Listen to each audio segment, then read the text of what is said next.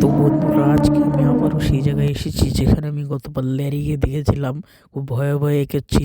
ঠিক তখনই আমি সামনে আবারও ল্যারিকে দেখতে পাই। সে কালকের মতো আবারও সেই কাজটি করছিল। আমি আস্তে আস্তে এগিয়ে যাচ্ছি। সামনে আপনারা দেখুন কি হয়।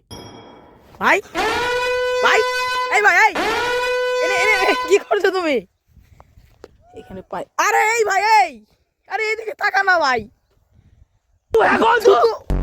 আমি এই প্রথম তার চেহারা দেখতে পাই। তার চেহারা খুবই ডিসকাস্টিং। তিনি আগের বারের মতো এবারও আমাকে অ্যাটাক করে, কিন্তু এবার শুধু দৌড়ানি দেয় না, পিছন থেকে তার বিশাল বিশাল বড় বড় তার ওয়েপনগুলো দিয়ে আমাকে অ্যাটাক করতে থাকে।